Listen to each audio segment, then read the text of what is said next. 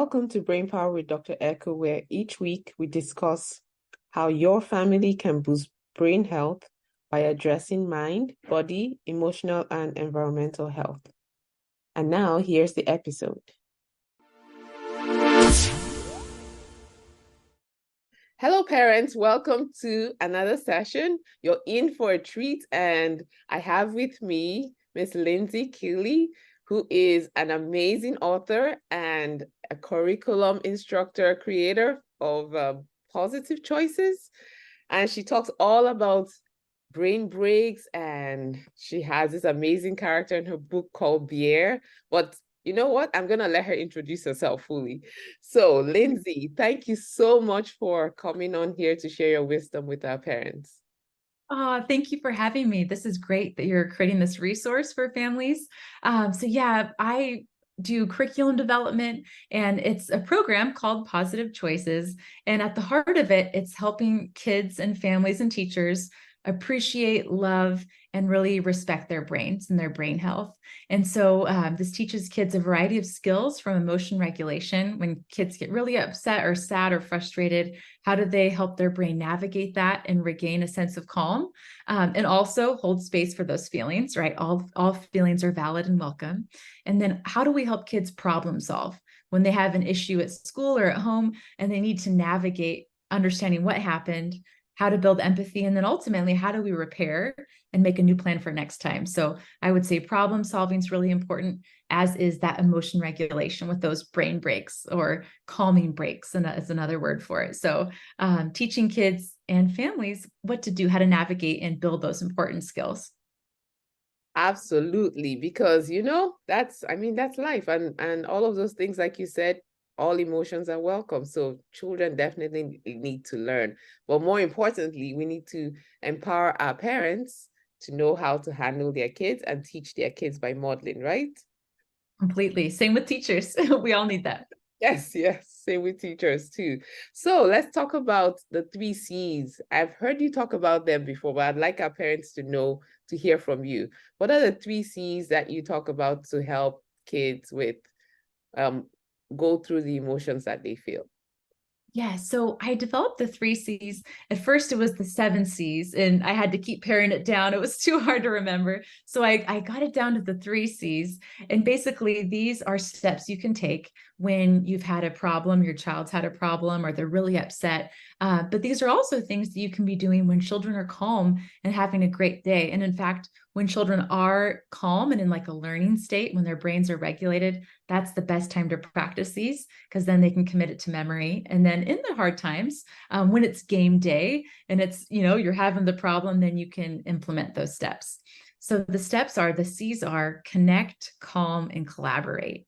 So these are the things that you do when a child's really frustrated. Maybe they just said something really unkind to their sibling, and you're thinking, whoa, that's not, that clashes with our family values, right? Like, they know that they're not supposed to speak to their sister or sibling that way. So then you're able to engage in that problem solving process, but you do it in a way that's productive. Because ultimately, our goal is to help kids become self-disciplined and to help them have that long-term behavioral change. So what that might sound like, rather than saying, you don't speak to your sister that way, that is not okay, that's not allowed. No iPad time, or you're on a timeout. You need to go sit in your room, think about what you've done. And not to say that any of those strategies don't necessarily work in the moment, but it's just kind of getting creative and rethinking how we approach a behavior like that.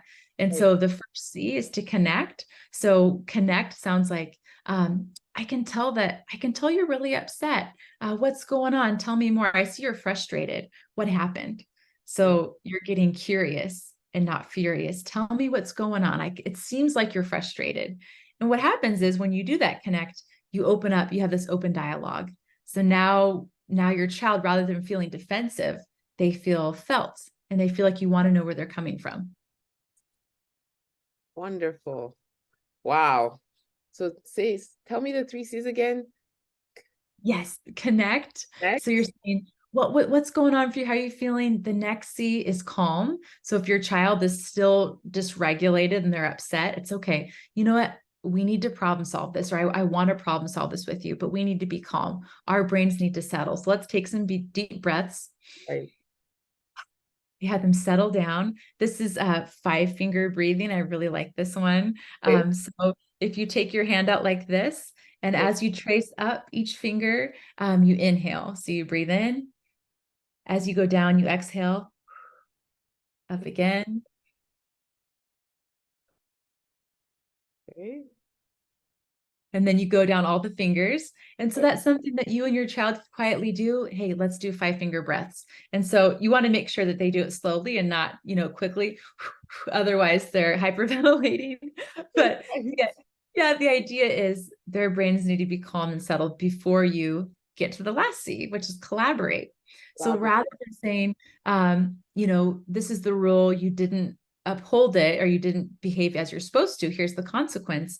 It's getting to the heart of it. So what happened, right? Let's walk through, first of all, how are you feeling? What was going on for you? What happened in your perspective? So maybe your child, maybe their sister was saying things that really weren't kind, or they stole a toy, or they broke a major boundary. So now you're realizing, oh, here's the other side where they're coming from. So they're able to share what happened for them.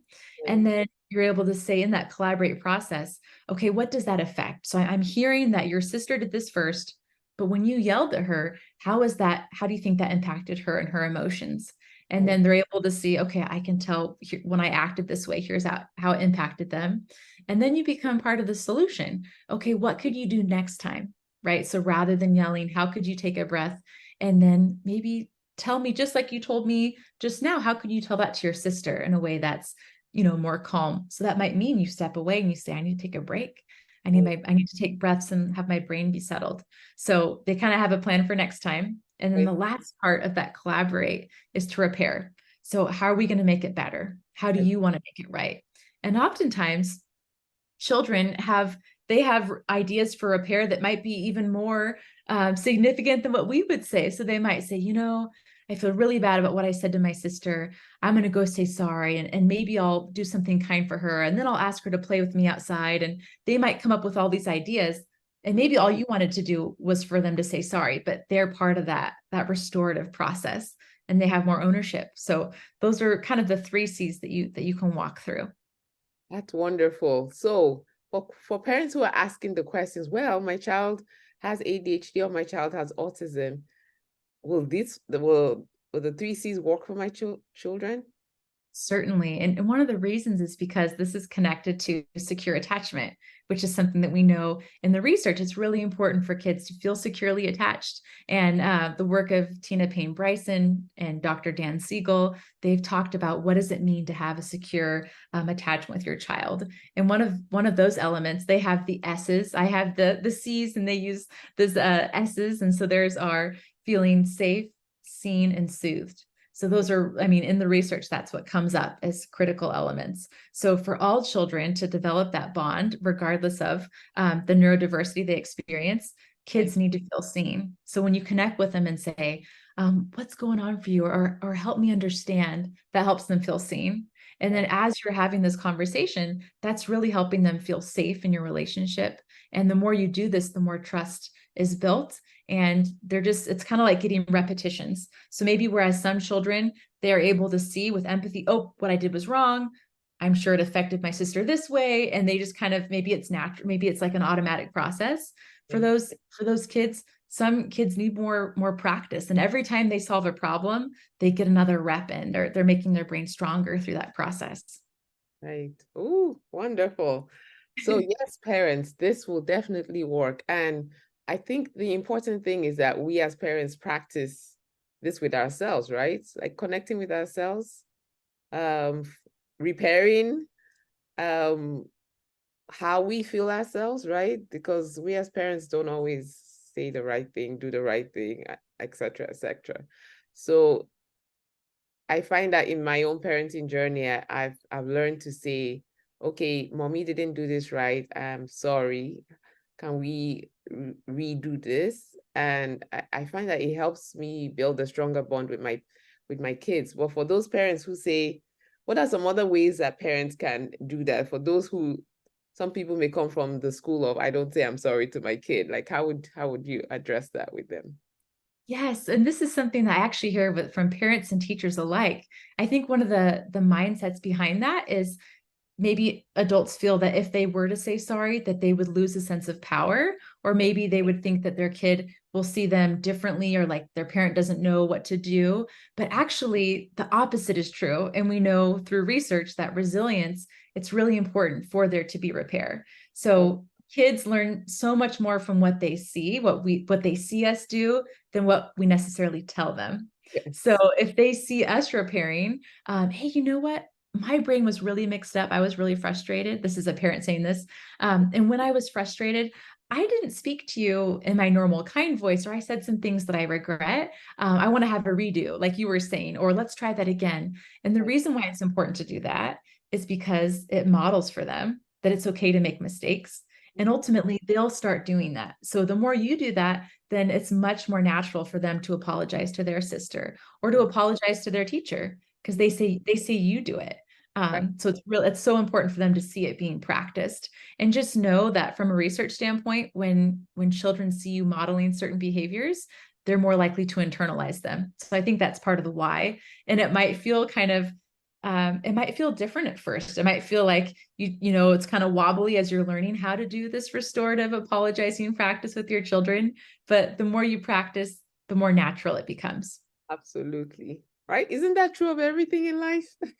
I think so. And when I started doing this as a teacher, when I taught kindergarten, the first time I did this, I said, I'd like to apologize. One of my students said, can adults do that? Like, they were so confused. Like, are you breaking some kind of law of nature, Right, And I right, said, right. yeah. And I realized, well, first of all, that was a sign that I hadn't apologized yet. So I said, you know what? Actually, adults can apologize. And here's why. And I showed, here's a little brain model. So this is a glitter brain frame. And this, some of the science behind it is this glitter Yeah. at the bottom. This represents the stress hormones. So cortisol, adrenaline, different things that can make you feel dysregulated. So if you bring it back to a brain perspective, it's not, I yelled at you because I'm a bad parent. It's, I raised my voice because my brain was really mixed up.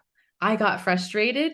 And when my brain was mixed up, it was hard for me to think clearly. And that happens to everyone. All of us get frustrated at different points in time. And it's normal for this to happen to your brain. So I love it. It's like you make your brain the scapegoat. Blame it on your brain. You know, It's me, it's my brain. it's your engine anyway. So yeah, we need to blame the engine. Well, I love it. but that's why Yeah, we need to take care of the engine, you need to. Exactly. Check the oil. like the oil. I like it. So can you talk about how parents can, like, practical ways parents can solve problems in a positive way versus a punitive way? Yeah. So when we look at, punitive ways are, assigning a punishment or a consequence in a way that doesn't make sense necessarily for the situation. So the focus is on, what is the punishment? What is the consequence for this given behavior? When you look at a productive approach, it's more of a skill building. So Right. rather than how can I punish them, it's how can I teach them? Because if we look at the word discipline, at this point in our culture, discipline is often synonymous with punishments. But if you look back at the original meaning of the term, the root of it, discipline or disciple means to teach or to be a learner. And so if we just rethink the word discipline, rather than how can I punish my child, but how can I teach them, that Right. changes everything. So if your child comes home from school and the teacher wrote a report that they had some issues, maybe they weren't safe at recess, rather than, okay, what am I going to do to punish them? It's, what am I going to do to teach them? And Mhm. if you kind of have that shift in your language, now you're thinking, okay, in order to teach someone, they have to know what they did wrong, or they have to figure out what was the issue. So then you start just having a conversation. And like we mentioned before, you let your child kind of co-create, what is that resolution going to be? Maybe they go back to school the next day and they have a plan to apologize to their teacher, or they're going to say sorry to that student that they weren't safe with. Maybe you have some, pretty stationery and crayons and markers, and they're gonna write an apology letter. They're gonna draw a picture for that child they impacted. When I taught kindergarten, one of the years, I had a student who would when he got dysregulated, he would bite and scratch other students. And the mom came to me and she said, I don't know what to do, because whenever I get a note from you saying that my child, I'll change his name. Let's say his name is Ben. Whenever Ben comes home and I learn that he had this problem at school, I've been trying to take iPad away. He couldn't go to his grandparents' house this weekend. I canceled a birthday party he was going to go to. None of these punishments are working. And I said, okay, thank you for bringing that to my attention. What you can do instead, I wonder what a good way would be for Ben to feel better about what he did. Like maybe if he were to write an apology letter, bring that to school the next day and then give that to the child he scratched or bit, that might start to help him make that connection. So sure enough, it took a couple weeks of him making these letters and bringing them to school that it started to click for him. And then we found ways for him to channel his emotions and frustrations in other ways. But just that repair piece, I think, was really powerful and very helpful for him.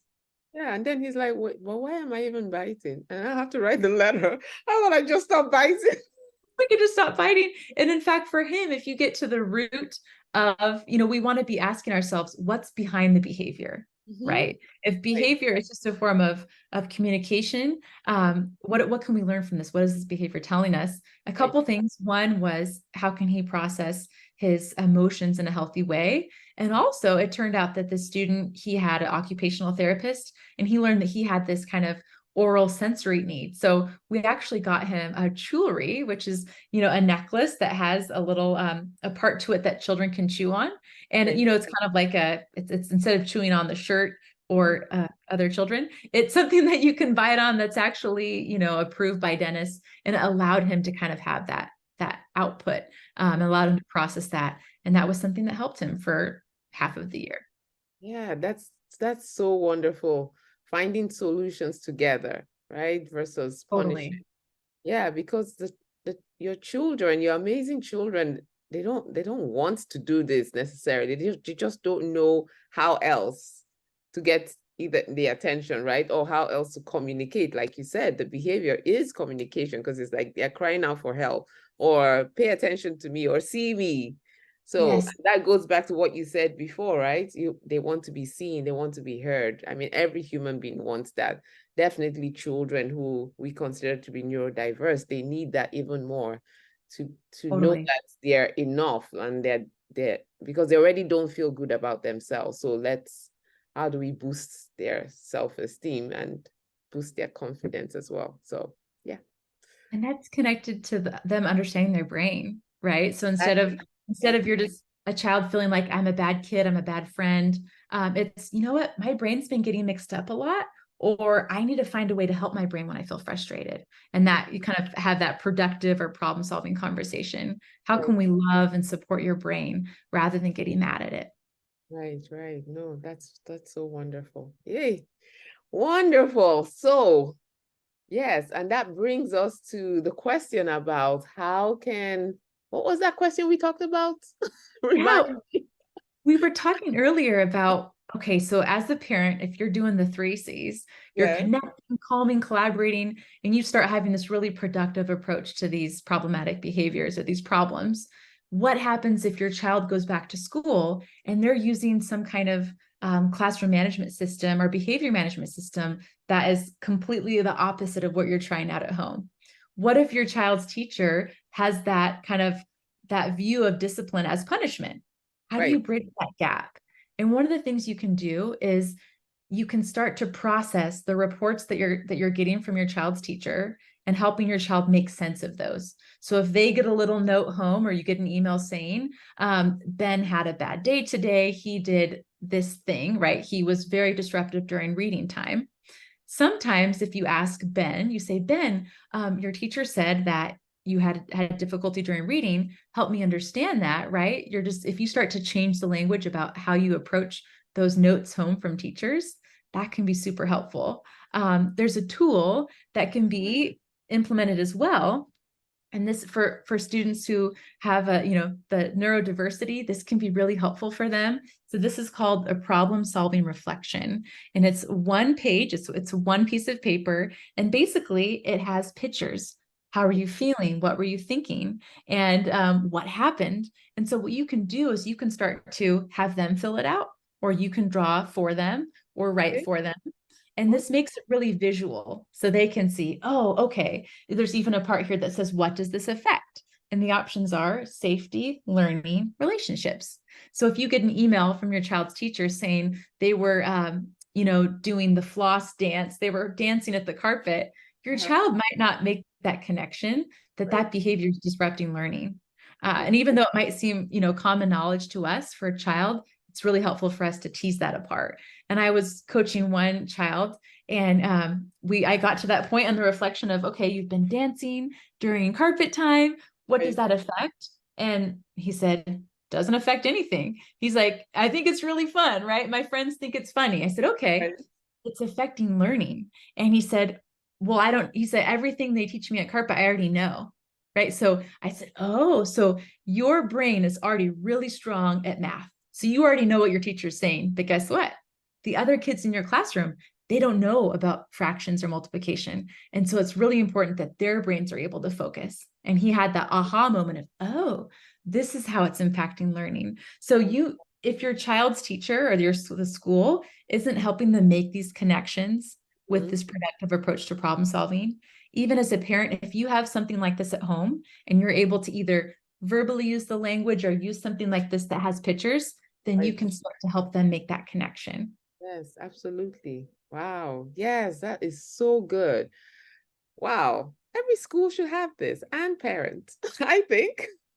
I think it's helpful. Another thing too is, let's say you start to make great traction with this and your child's able to come home and say, I know exactly what happened, and they fill it out and they have this going on, but maybe the teacher is still using a punishment system where every time your child has a mistake, maybe it's impulse regulation where they are blurting out at the carpet or they're moving their body in the hallway, and that goes against what the teacher wants them to do. You Right. could even introduce something like this to your teacher. You could bring a paper copy in or email and say, hey, I'm using this at home to help him process. Next time my child has a behavioral challenge, rather than having him, there's a behavior management system called a clip chart. Some of your families might be familiar with this. Maybe Right. their children are using this system at school. So you Right. could say, rather than moving their name down, the directionality is, as you move your name down to, like a red color, that's bad. As you move your name up to like blue or purple, that's a good color. Right. And again, the research shows that this is actually really harmful. It's a systemic barrier to learning and growth.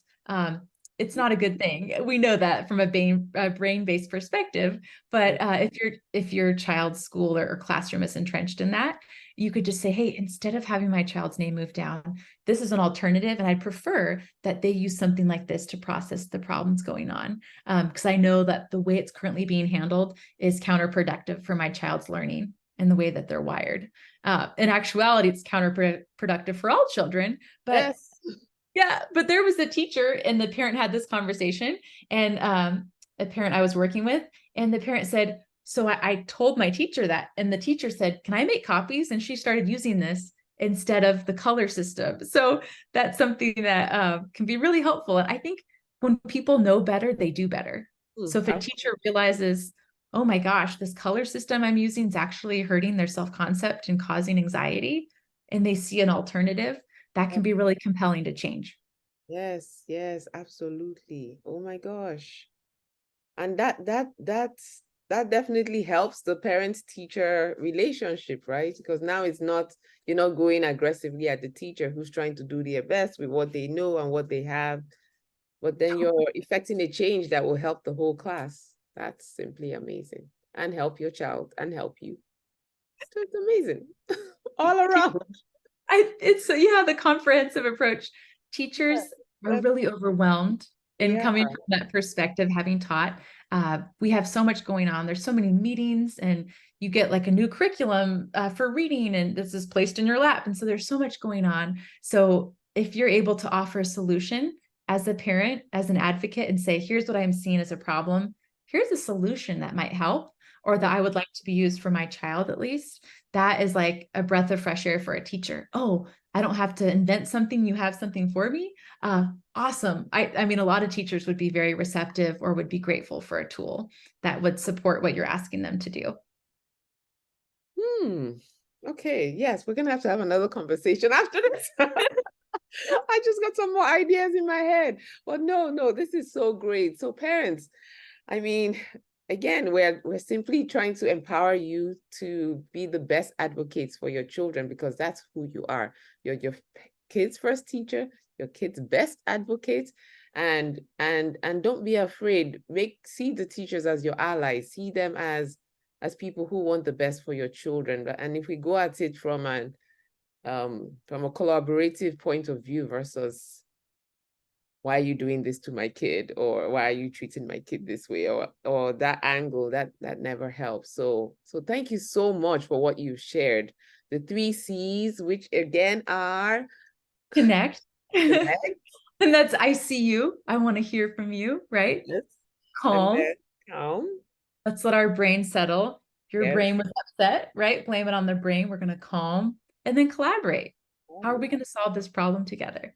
Absolutely. So yes, I hope you learned as much as I did from this. This was really good, and good reminders for me and my 3 kiddos.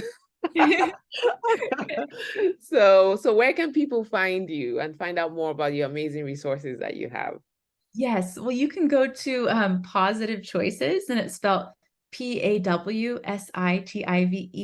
and it's spelled positive. You mentioned earlier that one of the books is about the bear character. So for the younger kids, there's books that have animals, and the animals actually use their paws to use sign language with one another. And that's because I had some students who are neurodivergent and they needed resources in American Sign. So that's why it's a paw. Long story. But yeah, you can go to positivechoices.com. We have a YouTube channel, social media. And for this particular resource, this problem solving reflection that I was referencing, I will share a link that you're able to make, give it to your listeners or viewers, and it's free. They can just download it Wonderful.